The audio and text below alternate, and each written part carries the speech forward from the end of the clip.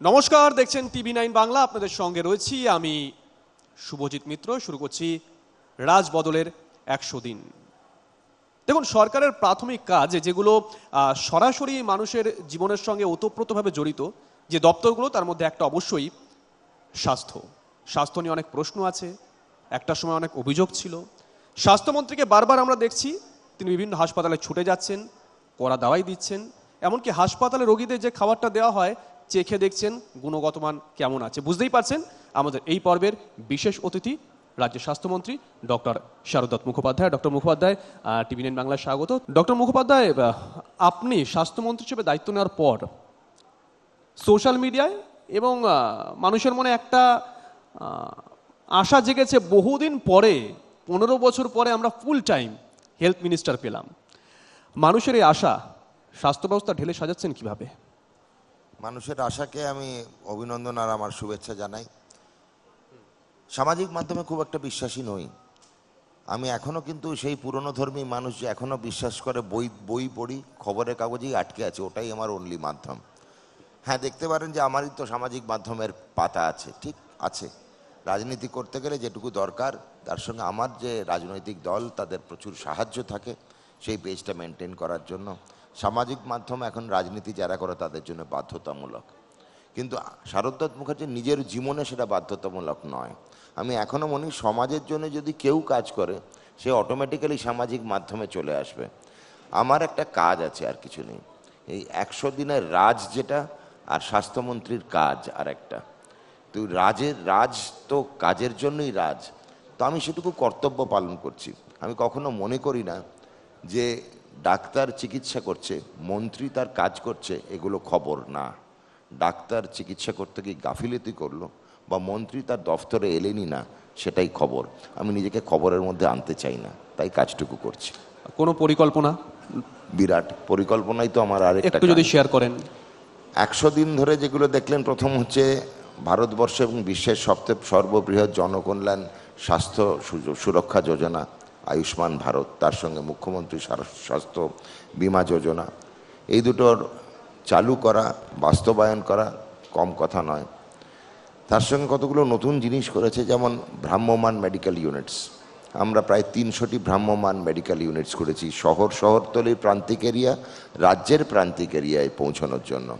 এই ভ্রাম্যমাণ মেডিকেল ইউনিটসের মধ্যে দেখবেন এক্স রে আছে, ইউএসজি আছে, অটো অ্যানালাইজার বা রক্ত পরীক্ষার ব্যবস্থা আছে নার্স, আছে ডাক্তার, আছে স্বাস্থ্যকর্মী। এগুলো কিন্তু প্রত্যেক দিন ঘুরে বেড়াচ্ছে শহরতলি ছাড়াও বিভিন্ন গ্রামে গঞ্জে। আমি পরিদর্শন করতে চলেছি বিভিন্ন গ্রামীণ হাসপাতালে, ব্লক প্রাথমিক হেলথ সেন্টারে। সেখানে আমাদের দেখলাম যে ডাক্তাররা কেন থাকতে চায় না। থাকার জায়গা থাকলে তো থাকবে, ডাক্তার তো আর হাসপাতালে বসে রাত কাটাতে পারে না। নার্সদেরও একই অবস্থা। একজনের বাড়িতে করলাম, বললো পরের দরজাটা স্যার আর খুলবেন না, ওটা সাপ আছে। তো এই অবস্থায় একটি 25 থেকে 30 বছর বয়স্ক ইয়াং ডাক্তার বা নার্স, তারা আজকের জেন জি, তারা কি এক্সপেক্ট করেন ওই গ্রামে গিয়ে সার্ভিস দেবে? হ্যাঁ, আমি গ্রামে শপিং মল বানিয়ে দিতে পারবো না আমি মাল্টিপ্লেক্স বানাতে ওখানে, কিন্তু আমি তো তাকে থাকার একটা নিবাস দিতে পারি।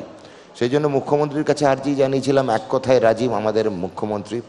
আমরা প্রথম ফেজে 200টি বাড়ি বানিয়ে দেওয়ার, 200টি ব্লক প্রাইমারি হেলথ সেন্টারে বাড়ি বানিয়ে দেওয়ার কর্মসূচি নিয়েছি। কদিনের মধ্যেই তার বাস্তবায়ন শুরু হবে। যেগুলো এক্সিস্টিং আছে, যেগুলো সারানোর যোগ্য, তাদের সারিয়ে তোলার ব্যবস্থা করছি। তো ডাক্তারকে থাকার জায়গা এবং সিস্টারকে থাকার জায়গা। শহরের যেসব মেডিকেল কলেজগুলো আছে, এত ভিড় থাকে। আজকালকার দিনের যেসব বাচ্চা ছেলেমেয়েরা ডাক্তার বা নার্স, তারা কিন্তু একটা অন্য প্রজন্মে মানুষ হয়েছে। আমার কাছে যখন আমরা পড়ুয়া ছিলাম, পাখাটাই ছিল আমাদের লাক্সারি। এখন কিন্তু বেসিক নর্মাল নিউ নর্ম হচ্ছে এয়ার কন্ডিশনিং। এয়ার কন্ডিশনিং ছাড়া আজকাল কেউ ভাবতে পারে না। কোনো দিন কোনো হোটেল দেখেছেন? আপনি কোনো হোটেলে গিয়ে জিজ্ঞেস করেন না air condition room means air condition. ঠিক একই সুরে hospital should mean an air condition hospital. তো আমরা শুরু করেছি এখন ধীরে ধীরে আউটডোরগুলো এয়ার কন্ডিশন হচ্ছে, বসার জায়গাগুলো এয়ার কন্ডিশন হচ্ছে। ছোট হাসপাতাল শহরের মধ্যে, যেমন বিধাননগরের হাসপাতাল, বাঘা যতীন, বিদ্যাসাগর, এগুলোর ওয়ার্ডও এয়ার কন্ডিশনিং করছি। প্রধানমন্ত্রী নরেন্দ্র মোদীজি কোভিডের সময় খুব সুন্দর জিনিস তৈরি করেছিলেন, 100 bed standalone units for Covid. বিভিন্ন জায়গায় হয়েছে কমপ্লিট কনস্ট্রাকশন, এয়ার কন্ডিশন করা রয়েছে, ডুয়াল লিফট রয়েছে, দুটো স্টেয়ার কেস আছে, বেড, বিছানা, গদি, আসবাব, হাসপাতালের জন্য যা যা জরুরি অক্সিজেন থেকে ঢেলে সাজানো একেবারে সাজানো, কিন্তু তালা বন্ধ। তারা এখনো চালু হয়নি কারণ কারুর না অ্যালার্জি আছে কিছু নামের। আমাদের প্রাক্তন মুখ্যমন্ত্রীর নরেন্দ্র নাম শুনলেই, বিবেকানন্দ নাম শুনলে এগুলো অ্যালার্জি হতো।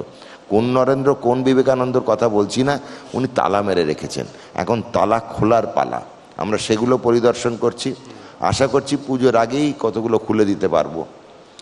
প্রচুর এরকম স্ট্যান্ডালন ইউনিটস আছে সারা পশ্চিমবঙ্গে, সেগুলো নতুন গ্রামীণ হাসপাতাল হিসেবে কাজে আসবে আমার আর আপনার।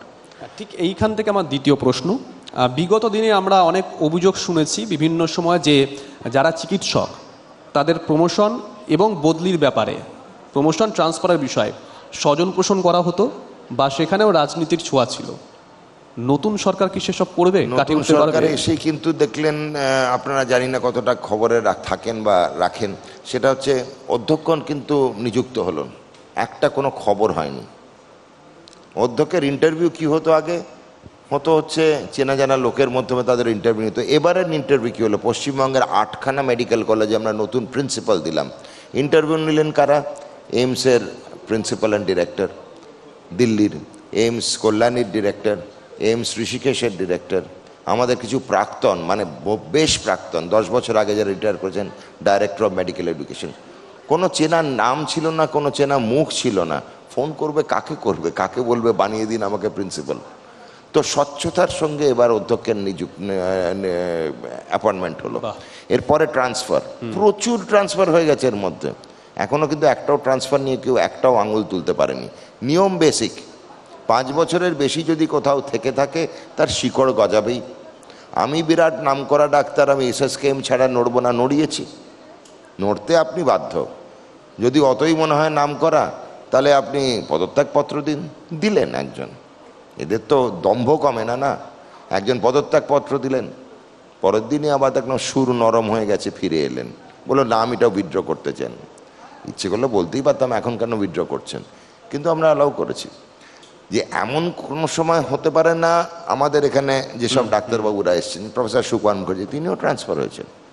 যে আমি বিরাট নামকরা ডাক্তার, সিনিয়র, আমি 28 বছর এসএসকেএমে কাজ করব, আমি অন্য সুরে বলি, আপনি নিশ্চয়ই খুব ভালো ডাক্তার, আপনি 28 বছর কলকাতা রুগীকে আপনার পারদর্শিতা দেখিয়েছেন, তা কুচবিহারের রুগীটা কী দোষ করলো আপনার মতো নামকরা ডাক্তারের সেবা পাবে না? তো তারও তো একটা ইচ্ছে হতে পারে যে আমি পিজির ওই ডাক্তারবাবু আমার আজকে নর্থ বেঙ্গল, বাঁকুড়া বা বর্ধমানে আসুক, আমাকেও দেখুক। আমরা যদি সবসময় বলি সেকুলারিজম, তা চিকিৎসা ক্ষেত্রেও কিন্তু এটা আছে। ওখানে সাম্প্রদায়িকতা নেই, এটাও সাম্প্রদায়িকতা, যে আমি খালি এসএসকেএম এর ডাক্তার হব, অন্যত্র ডাক্তার হব না, সেটাও কিন্তু এটা সাম্প্রদায়িকতা। আমরা বিগত 15 বছরে অনেকগুলো জেলাতে আমি দেখছিলাম তথ্যটা, মোটামুটি 40-42টা মতন সুপার স্পেশালিটি হসপিটাল করা হয়েছে, নীল সাদা বিল্ডিং হয়েছে বিভিন্ন জায়গায়।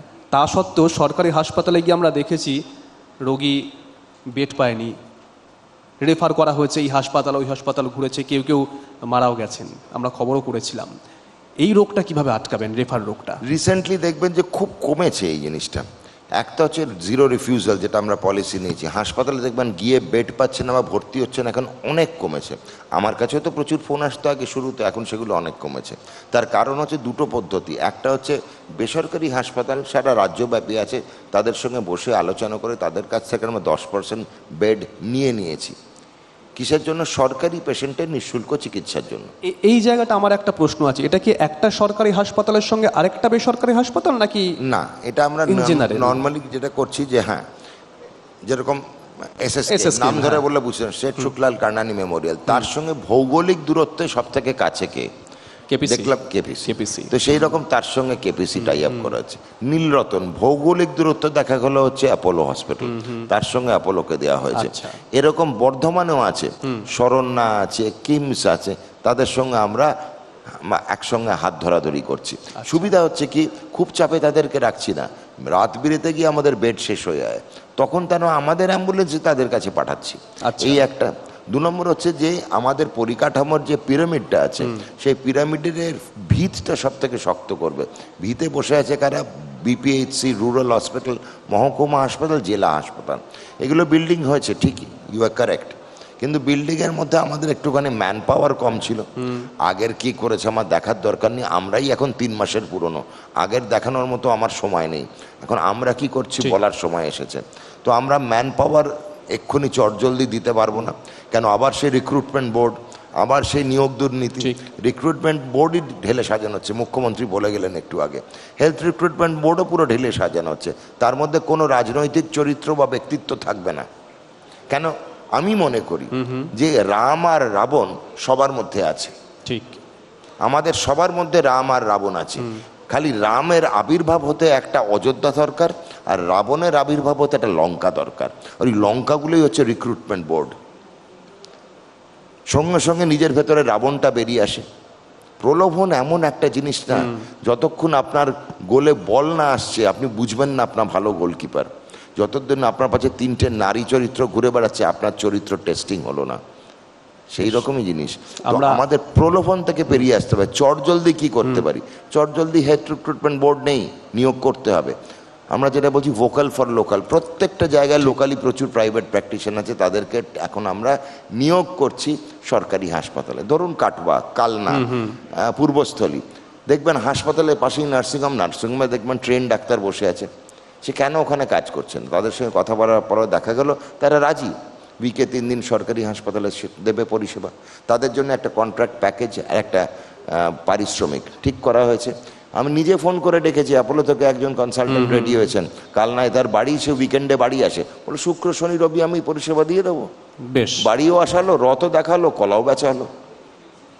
দেখুন না, আরো অনেক প্রশ্ন হয়তো করার ছিল, কিন্তু সময় তো সংক্ষিপ্ত। নিশ্চয়ই। আমাদের অতিথিরা রয়েছেন, অতিথিদের কাছে একটু যাব, অতিথিদের সঙ্গে পরিচয় করিয়ে দিই। প্রত্যেকেই পরিচিত। অভিজিৎ বাবু রয়েছেন, অভিজিৎ চক্রবর্তী, প্রাক্তন উপাচার্য, যাদবপুর বিশ্ববিদ্যালয়। মমতা শঙ্কর রয়েছেন, নতুন করে পরিচয় করানোর কিছু নেই। আমাদের সঙ্গে রয়েছেন Namit Bajoria, mister Namit Bajoria, managing director, Cucina Home Makers Private Limited, এবং রয়েছেন ডক্টর অর্কদীপ বিশ্বাস, সোশ্যাল মিডিয়াতে বেশি জনপ্রিয় ডক্টর লুজার নামেই। প্রত্যেকের কাছেই যাব, ডাক্তারবাবুকে একটা করে প্রশ্ন। স্যার,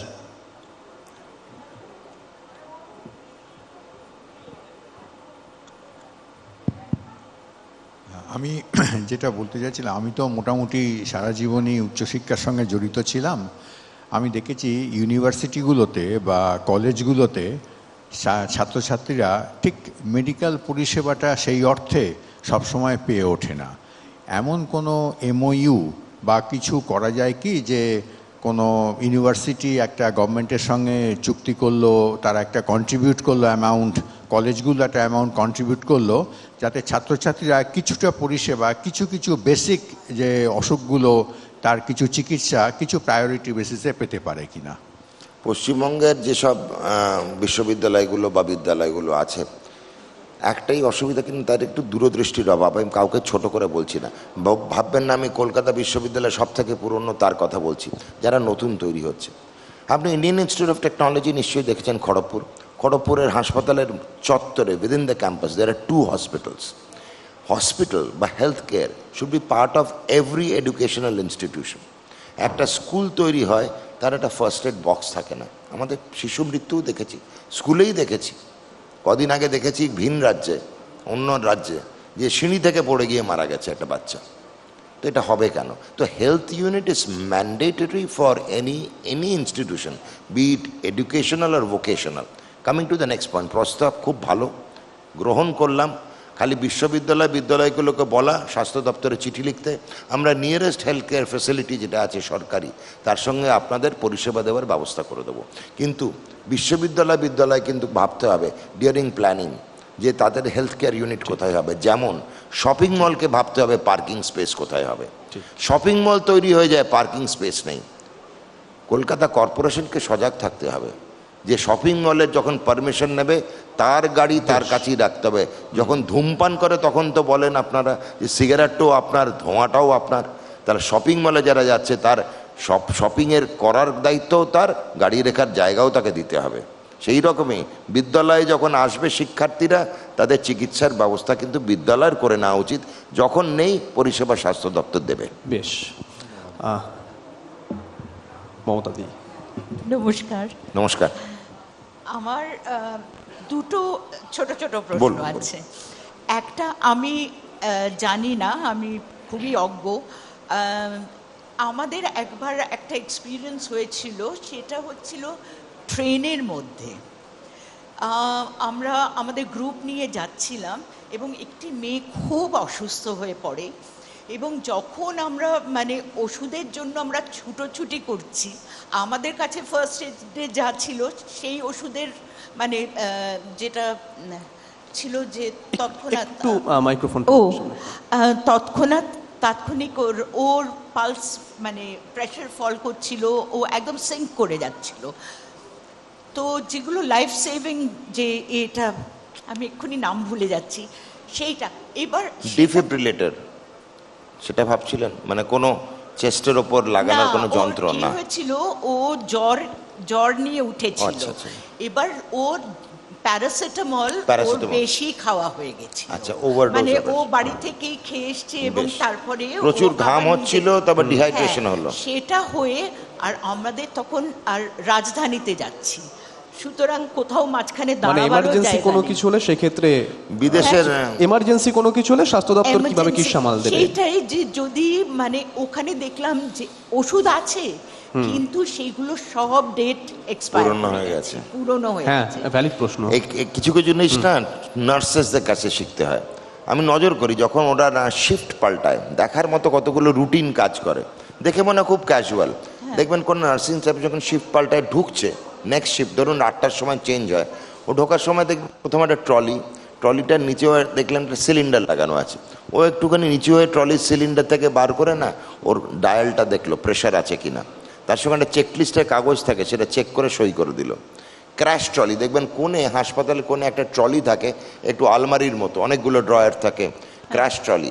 প্রত্যেক শিফটেও সে ক্র্যাশ ট্রলি খুলে দেখে, ওষুধগুলো বার করে, চেক করে এক্সপায়ারি, চেক করে রিচেক করে সই করে। এই জিনিসটা কিন্তু বেসরকারি হাসপাতালের নার্সিং স্টাফরা 100 করে, কেন ওদের রুগী সংখ্যা কম। সরকারি হাসপাতালের নার্সিং স্টাফরা করে না বলবো না, এরা যেমন প্রত্যেক শিফটে করে, হয়তো তারা প্রত্যেক দিনে করে, কিন্তু একটা সময় তারা করে যাতে এক্সপায়ারি মেডিসিনস চোখের আড়াল না হয়ে যায়। এবার আমাদের এই ট্রান্সপোর্ট সিস্টেমে রেল বলুন, উড়োজাহাজ বলুন, পরিষেবা দেওয়ার মতো যন্ত্র একবার কেনা হয়, যন্ত্রটা চালু আছে কি না সেটা কেউ দেখে না। তার কারণ হচ্ছে রেল বা উড়োজাহাজ পরিষেবার উচিত ডেইলি ড্রিল করার। এই যে আগুন ধরা না, আমরা ভাবি ও কোনো ব্যাপার না, ওই তো ফায়ার এক্সটিংগুইশার আছে। একবার কেউ কোনোদিন যদি ফায়ার এক্সটিংগুইশারটা হাতে নিয়ে চালানোর প্রচেষ্টা করেন, বুঝবেন কত কঠিন। ঠিক, এবং অনেক ড্রিলটা হয় না বলে এটা মিস হয়। অনেক ক্ষেত্রে দেখেছি আমরা এক্সপায়ার হয়ে গেছি হোটেলগুলোতে। ড্রিল হলে আরেকটা প্রশ্ন, একটা ছোট করে প্লিজ, ছোট করে। হ্যাঁ, একটা হচ্ছে যে আমাদের বাড়িতে, একটু মাইক্রোফোনটার সামনে। সরি, আমাদের বাড়িতে আমাদের একজন কাজের সে হাসপাতাল থেকে ওষুধ নিয়ে এসছে। এবার সে নিজে হাসপাতালে গিয়ে ওষুধ নিয়ে এসছে, কিন্তু ওষুধগুলো প্রত্যেকটা কাটা। Very good, very nice observation. হ্যাঁ, কোনো এই জন্যই কিন্তু ভারতবর্ষের নিয়মই হচ্ছে প্রত্যেক ফার্মেসিকে কখনো কেটে ওষুধ দেবে না। অসুবিধা কি জানেন তো, গ্রাহকের। আমরাই অসুবিধা ক্রিয়েট করি। দুটো প্যারাসিটামল, আমার তো দুটো লাগবে দাদা, কেন? এই তো জোর করে বিক্রি করার ভালো ফোন দিয়ে আপনাদের। কোনো সময় পুরো স্ট্রিপ ছাড়া কিনবেন না, আর পুরো স্ট্রিপ ছাড়া কোনো ফার্মেসি যেন বিক্রি না করে। দুটো জিনিস, expiry date, name of the drug miss করতে পারে। বেশ, পরের প্রশ্ন মিস্টার বাজোরিয়া। নমস্কার ডক্টর মুখোপাধ্যায়। আমার দৃঢ় বিশ্বাস যে এই সরকারের ডিফারেন্ট ইনফ্রাস্ট্রাকচার প্রচুর হেল্প হবে হেলথের উপর। এই যে লোকেরা যে সাউথে ট্রিটমেন্ট করতে যায়, আমরা রোজই শুনি ট্রেনে হচ্ছে মেবি বেটার ট্রিটমেন্ট বা হয়তো বেটার ট্রান্সপারেন্সি বা বেটার প্রাইসিংয়ের জন্য যায়। তো আপনার কি পরিকল্পনা, কত বছর পর লোকেরা এখানে বিশ্বাস করে ট্রিটমেন্টটা করাবে? জনগণে বিশ্বাস রাখতেই হবে। জনমত কোনোদিন ভুল হয় না। কৌন বনেগা ক্রোরপতি দেখেছেন? তার মধ্যে অনেকগুলো অপশন দেয়। একটা অপশন কোনোদিন দেখবেন না ভুল হয়েছে, অডিয়েন্স পোল। জনগণ, জনমত, জনতা জনার্দন একদম ঠিক, দক্ষিণ ভারতের পরিষেবা বেটার, অ্যাকসেপ্টেড। ওদেরকে দেখে শেখার পালা, আই এম লার্নিং। হিংসে করো না, দেখে শেখো। দক্ষিণ ভারতের ডাক্তারি পরিষেবা, চিকিৎসা পরিষেবা সত্যিই বেটার। তার কারণ হচ্ছে দুটো কারণ। লোকজন যারা আছেন, নাগরিকদের সচেতনতাটা বেটার, যে কারণে পরিষেবা ভালো হয়েছে। আর নাগরিকদের ভদ্রতাটা, সম্মান দেওয়ার জ্ঞানটা ডাক্তারকে অনেক বেটার। এখানে একটা চ্যালেঞ্জিং অ্যাটমসফিয়ার হয়ে গেছে। আর বাঙালি বা পশ্চিমবঙ্গের একটা অদ্ভুত জিনিস আমি দেখি, সবের মধ্যে নয় তবে বেশ মুষ্টিমেয় অনেকজনের মধ্যে, যে আমি কিন্তু বেটার বুঝি। যেদিন অমর্ত্য সেন নোবেল প্রাইজ পেয়েছিল না, আমি তখন চিত্তরঞ্জন ন্যাশনাল ক্যান্সার ইনস্টিটিউট বলে একটা হাসপাতালে সরকারি চাকরি করতাম, আমি মেট্রোয় যাতায়াত করতাম। সেদিন মেট্রো রেলে দেখে মনে ছিল সবাই অর্থনীতিবিদ। কেন পেয়েছেন সেটাও জানেন, এতদিন কেন পাননি সেটাও লোকে বলে দিচ্ছিল। আর ক্রিকেট খেলা সচিন কোহলির থেকে আমরা সবাই ভালো জানি, আর কোন শটটা ভুল মারলো সেটা তো আমরাই চোখে দিয়ে বলে দিই ওটা মারা উচিত হয়নি। তো দুদিকেরই দোষ আছে, এরকম ভাবে খেলতে পারতো। এগোনোর রাস্তা সামনে, লার্ন ফ্রম দ্য সাউথ। ঠিক। শেষ প্রশ্ন, ডক্টর অর্কতি বিশ্বাস। হ্যাঁ, আমি স্যারকে একটু অলরেডি খুব ভয় পাচ্ছি, তবে স্যার আমার কলেজের, মেডিকেল কলেজের সিনিয়র। আমি স্যার দুটো প্রশ্ন সেই জন্য করবো, আমাকে প্লিজ অ্যালাউ করুন। প্রাক্তন হিসেবে একটা buy one get one free. হ্যাঁ, একটা স্যার। আমার প্রথম প্রশ্ন, অ্যাকচুয়ালি আমি এই যে ডক্টর লুজার নামটা আপনি শুনেছেন, এটা অ্যাকচুয়ালি শুরু হয়েছিল কারণ আমাদের এক জুনিয়র ইন্টার্ন এনআরএসের, তার মাথায় রডের বাড়ি মারা হয়েছিল এবং তখন থেকে এটা শুরু। আমি ভেবেছিলাম ডাক্তার নিয়ে লোকে এত কথা বলে লাস্টে মেরে দিচ্ছে, তো সেই জন্য শুরু। এবং আজকের দিনে দাঁড়িয়েও কিন্তু আমি দেখি যে অ্যাকচুয়ালি যত জায়গায় রয়েছে একটা জিডিএমও যে রাত্রিবেলা ডিউটি করছে বা মেডিকেল কলেজে করছে, এবং আপনি স্যার খুব ভালো করে জানেন যে অ্যাকচুয়ালি মেডিকেল কলেজগুলো কিন্তু মেনলি যারা চালাচ্ছে তারা ওই ইন্টার্ন, পিজিটি, সিনিয়র রেসিডেন্ট। তো স্যার দুটো জিনিস, একটা হচ্ছে সুরক্ষা নিয়ে আপনার স্যার কী পরিকল্পনা, এবং আমাদের যে জেনারেশন মানে যারা পিজিটি, এসআর, তাদের যে সুযোগ সুবিধা, তাদের স্যালারি, এগুলো নিয়ে, কারণ সবসময় সিনিয়র ডাক্তারবাবুদেরই কথা হয়, তো এদের নিয়ে কি পরিকল্পনা? আর স্যার দ্বিতীয় প্রশ্নটা একসাথেই করে নেবো নাকি? দ্বিতীয় প্রশ্নটা স্যার, আমি ডাক্তারির পাশাপাশি বহু ছাত্রছাত্রী পড়াইও যাদের ডাক্তার করানোর জন্য, এবং আমি একটা দেখেছি যেরকম আপনি বলছিলেন, এখন কিন্তু তারা গিয়ে এখন আর ক্লিনিক্সের দিকে যায় না। তারা মনে করে একটা অ্যাপ সাবস্ক্রিপশান নিয়ে নেব, বাড়ি বসে ভিডিও লেকচার দেখব, সেখান থেকেই মেডিসিন শিখে যাব। এবং এটা কিন্তু হচ্ছে, এবং সেই জন্য কিন্তু মেডিকেল কলেজে এখনও সেই পুরনো দিনের আমলের মতো সেই শিটে রেখে প্রজেক্টারে যেরকম, মানে এখন তো অনেক অ্যাডভান্স টেকনোলজি হয়ে গেছে, তার জন্য তারা বলে আমরা ইন্টারেস্ট পাই না, তার থেকে আমরা ভিডিও দেখে ভালো শিখে নেব। কিন্তু এটার ফলে যেটা হচ্ছে, তারা ওয়ার্ডে যাচ্ছে না, যেটা আমাদের থার্ড সেমিস্টার থেকে শুরু হয়ে যাওয়ার কথা। আমরা যদি জেনারেল সার্ভে না দেখি, আমরা যদি এই লিভার প্যালপেট না করি, সেটা সমস্যা। তো এইটাও মেডিকেল এডুকেশনকে অ্যাট্রাকটিভ করার জন্য স্যার কী করণীয়? আমার পরের প্রশ্নটার উত্তর আগে দিই। তার কারণ আমার মাস্টারমশাই একটু আগে ছিলেন, ইনফ্যাক্ট আমার পরীক্ষা উনি নিয়েছিলেন, প্রফেসর সুকুমার মুখার্জি। তা আমার যে কেসটা ছিল ফাইনাল এমবিবিএসে, ইন্টারনাল অ্যাসেসমেন্ট, জানেও ইন্টারনাল অ্যাসেসমেন্ট মানে কলেজ একটা অ্যাসেসমেন্ট করে, সেটা পাস না করলে আমাকে ইউনিভার্সিটিতে অ্যাপিয়ার করতে দেয় না। তো ইন্টারনাল অ্যাসেসমেন্ট পরীক্ষা ছিল লোডশেডিং, আমার মনে আছে তখন তো এত একান্ন স্যার সাফারি পড়েন, সাফারিটা খুলে ফেলেন, বলে আর পারছি, বললো আর মেয়ে নেই তো কেউ, মানে মেয়ে স্টুডেন্ট। আমি বললো না স্যার, আমার 6 জন লাস্টে আমরা সব ছেলে। উনি খুলে ফেললেন, গেঞ্জি পরে স্যার বসলেন, বসে পরীক্ষা নিচ্ছেন। আমার পেশেন্ট ছিল কিন্তু লিভার দেখাতে হবে প্যালপেট করে। তো আমি খুব ধীরে ধীরে করছিলাম, অনেকক্ষণ দেখে বললো হলো না, দিয়ে নিজে দেখিয়ে দিলেন। তারপর বললো দেখ, এখন যেভাবে বইতে লেখা আছে ওভাবে প্যালপেট কর, তারপর যখন ডাক্তার হয়ে যাবি না, পা দিয়েও লিভার দেখবি, কেউ কিছু বলবে না। তো ছোট্ট জিনিস হচ্ছে লিভার দেখাটা শেখা, একটা জিনিস স্টেপসগুলো। তারপরে না সবার একটা নিজস্বতা, একজন ডাক্তারবাবু আছে, সবার একটা নিজস্বতা এসে যায়। যেমন মমতা শঙ্কর, নিজের একটা নাচের পদ্ধতি আছে, কিন্তু নাচ ওনাকে প্রথমে শিখতে হয়েছিল আক্ষরিক ABCD দিয়েই, কী কী রুল, কী কী নিয়ম। তো আমরা সেটা ভুলতে বসেছি কেন? সব পড়াশুনোর মধ্যে আমাদের একটা পড়াশুনোর তফাৎ আছে, আমরা জ্যান্ত মানুষ নিয়ে কিন্তু কাজ করি। তো আমাদের টেস্টিংটা হচ্ছে ব্যাপটিজম বাই ফায়ার। আমার সামনে রুগী না থাকলে আমার শেখা অসম্পূর্ণ। 2 ডাইমেনশনাল ভিডিও দেখে 2D, যেখানে ডেপথ নেই, ডেপথ পারসেপশন দরকার। যেমন আমার লিভারটা কতটা ভেতরে ঢুকলো বা পেলাম, শুনলাম কি করে, কোনোদিন শুনতেই পাবো না আমি ভিডিওতে যে ওখানে ডাল সাউন্ডটা কি, আমরা পারকাশনের ডাল বলি। হ্যাঁ, তো এই জিনিসগুলো কিন্তু একটা টেকনিক যেটা শিখতে হবে সামনে জলজান্ত রুগী ছাড়া। সুতরাং আমি এখনও মনে করি না যে আপনার স্মার্টফোনটি পর্যাপ্ত ইনফরমেশন দেবে বা শিক্ষা প্রণালী প্রদান করবেন, না, হবে না। এখনও আপনাকে ক্লাসে আসতে হবে।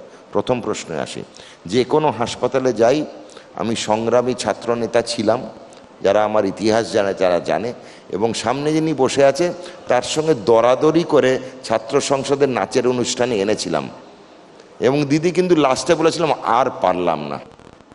ওনার ট্রুপ কিন্তু মেডিকেল কলেজ স্টুডেন্টস ইউনিয়নের সোশ্যালে এসেছিলেন প্রথমবার কোনো মেডিকেল কলেজে, ম্যাডাম মমতা শঙ্কর, এবং তার আগের বার এসেছিলেন কিংবদন্তি হেমন্ত মুখোপাধ্যায়, তার পরের বার আমি মমতা শঙ্করকে এনেছিলাম। আমি তখন ছাত্র সংসদের প্রেসিডেন্ট অ্যান্ড জেনারেল সেক্রেটারি ছিলাম।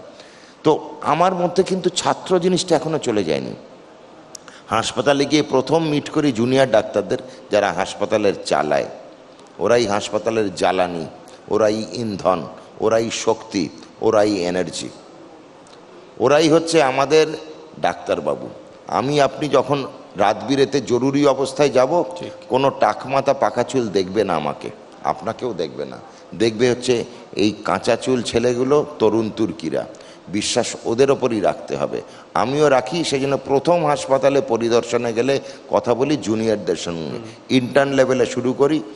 যে কোনো লাস্টে প্রশাসনিক মিটিং করি যেসব হাসপাতালে, সেখানে অধ্যক্ষদের বলে দিই যে ছাত্র বা ছাত্র সংসদ যদি থেকে থাকে, তাদের রিপ্রেজেন্টেটিভ এখন নেই কোথায়, সব মনোনীত আর কেউ নেই। প্রাক্তন মুখ্যমন্ত্রীর মনোমত কজন ছিলেন, তো মনোনয়ন উঠে গেছে, এবার চালু হবে।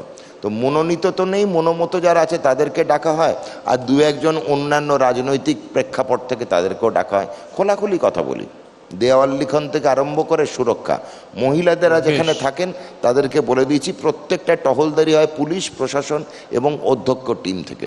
সুরক্ষা কিন্তু বাঞ্ছনীয়, ম্যান্ডেটারি, ওটা ছাড়া এগোনো। অসংখ্য ধন্যবাদ। আমরা আজকের এই পর্বের আলোচনা এখানেই শেষ করছি। আপনাকে আরও একবার ধন্যবাদ।